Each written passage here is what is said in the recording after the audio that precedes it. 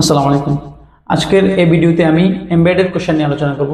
তো embedded question গ্রামারের খুব গুরুত্বপূর্ণ একটা টপিকস, যেখান থেকে ভার্সিটি অ্যাডমিশন এবং যে কোনো চাকরির পরীক্ষায় একটা মার্কস অবশ্যই থাকে। তো তাহলে কথা না বাড়িয়ে শুরু করা যাক। তাহলে আজকের আলোচ্য বিষয় হচ্ছে এমবেডেড কোশ্চেন। Embedded question. তো এমবেডেড কোশ্চেনটা কি, আমি দুইটা এক্সাম্পল লিখি, তাহলে আপনারা সহজে বুঝবেন। যেমন লিখলাম, ওয়্যার ডাজ হি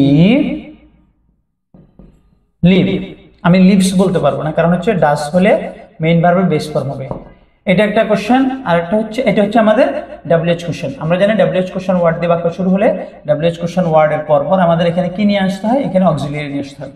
কিন্তু যখন আমরা এই অংশের আগে একটা স্টেটমেন্ট দিব, এই অংশের আগে একটা স্টেটমেন্ট দিব, আর এই অংশটা ওই স্টেটমেন্টের পেছন দিয়ে যখন লাগবে, এমবেডেড মানে কি যুক্ত হওয়া, পেছন থেকে এসে যুক্ত হবে, তখন কিন্তু আমাদের এই ডাব্লিউএইচ কোশ্চেন ওয়ার্ডের পরপর এই অক্সিলিয়ারি বসবে না, ডিরেক্ট আসবে সাবজেক্ট। তাহলে কেমন হয়, যেমন আমি যদি বলি I do not know wire, এখন আমি এখানে ডাজ লিখতে পারবো না, আমাকে লিখতে হবে ওয়্যার হি লিভস।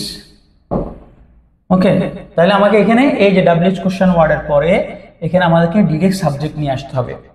আমাকে এখানে ডিরেক্ট সাবজেক্ট নিয়ে আসতে হবে। এখন অক্সিলিয়ারি, অনেক সময় অক্সিলিয়ারি ভার্ব থাকে, তো অক্সিলিয়ারি ভার্ব থাকলে সেটাকে আমরা পরবর্তীতে সাবজেক্টের পরে লিখবো। যদি auxiliary verb plus main verb হয় তাহলে সাবজেক্টের পরে লিখতে হবে। তাহলে এখানে মূল কমন বিষয়টা কি, বিষয় হচ্ছে ডাব্লিউএইচ কোশ্চেন ওয়ার্ডের পরপর যদি ডাব্লিউএইচ কোশ্চেন হয়, যদি ডাব্লিউএইচ কোশ্চেন হয় তাহলে ডাব্লিউএইচ কোশ্চেন ওয়ার্ডের পরপর আমাদেরকে অক্সিলিয়ারি ভার্ব বসাইতে হবে, এরপরে সাবজেক্ট বসবে।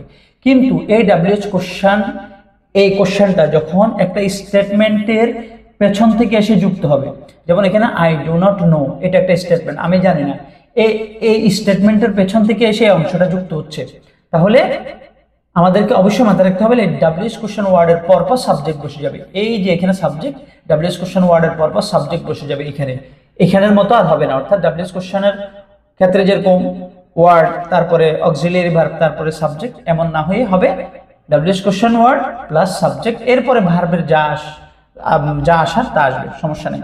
তাহলে এটা হচ্ছে আমাদের এমবেডেড কোশ্চেন। তবে এখানে কয়েকটা জিনিস মনে রাখতে হবে, যে এইখানের যে স্টেটমেন্টটা, এই স্টেটমেন্টটা যদি কোশ্চেন হয়, যেমন যদি আমি বলি do you know where, do you know where he lives, তাহলে এখন এখানে আমাকে অবশ্যই কি দিতে হবে, কোশ্চেন মার্ক দিতে হবে। আমাকে অবশ্যই এখানে কোশ্চেন মার্ক দিতে হবে। কেন? কারণ হচ্ছে এইটা কোশ্চেন, অর্থাৎ স্টেটমেন্টটা যদি কোশ্চেন হয় তাহলে অবশ্যই এখানে আমাকে কোশ্চেন মার্ক দিতে হবে। আর স্টেটমেন্টটা যদি কোশ্চেন না হয়, স্টেটমেন্টটা যদি অন্য কোনো বাক্য হয়, অ্যাসার্টিভ সেন্টেন্স হয়, তাহলে মাথায় রাখতে হবে যে এখানে আমাকে অবশ্যই আমাকে ফুল স্টপ দিতে হবে। তবে এখানে আরো একটা গুরুত্বপূর্ণ কথা আছে, সেটা হচ্ছে অনেক সময় ডাব্লিউএইচ কোশ্চেন ওয়ার্ড তাই নিজেই সাবজেক্ট, অনেক সময় ডাব্লিউএইচ কোশ্চেন ওয়ার্ড নিজেই সাবজেক্ট। তো যখন ডাব্লিউএইচ কোশ্চেন ওয়ার্ড নিজেই সাবজেক্ট হবে, তখন তার আলাদা সাবজেক্টের দরকার নেই। এখানে কিন্তু ডাব্লিউএইচ কোশ্চেন ওয়ার্ড সাবজেক্ট নেই, এখানে সাবজেক্ট হচ্ছে হি, এখানে সাবজেক্ট হচ্ছে হি।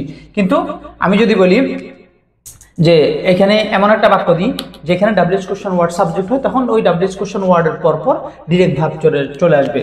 যেমন আমি বলতে পারি যে I know who a will speak at the meeting.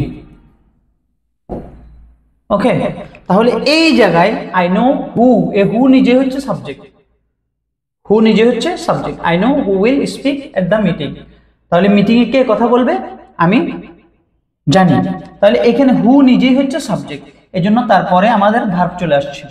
তাহলে এইখানে এই জিনিসগুলো মাথায় রাখতে হবে যে আমাদের ডাব্লিউএইচ কোশ্চেন ওয়ার্ড দিয়ে যদি বাক্য শুরু হয় তাহলে ডাব্লিউএইচ কোশ্চেনের ক্ষেত্রে অক্সিলিয়ারিটা আসে, তারপর সাবজেক্ট আসে, এই একটা নিয়ম। আর এমবেডের ক্ষেত্রে, অর্থাৎ যখন ডাব্লিউএইচ কোশ্চেনের কোশ্চেনটা যখন একটা স্টেটমেন্টের পেছনে অথবা একটা কোশ্চেনের পেছন থেকে যুক্ত হবে তখন কিন্তু এর উল্টা খাটবে না, তখন ডাব্লিউএস কোশ্চেন ওয়ার্ডের পরপর সাবজেক্ট চলে আসবে, তারপরে ভার্ব। ডাব্লিউএস কোশ্চেন ওয়ার্ডের পরপর সাবজেক্ট চলে আসবে, তারপরে ভার্ব বসবে। আবার অনেক সময় ডাব্লিউএস কোশ্চেন ওয়ার্ড নিজেই কি হয়, সাবজেক্ট হয়। তো নিজেই সাবজেক্ট হলে তাহলে আলাদা সাবজেক্টের দরকার নেই, ডাব্লিউএস কোশ্চেন ওয়ার্ডের পরপর আমাদের ভার্বগুলো চলে আসবে।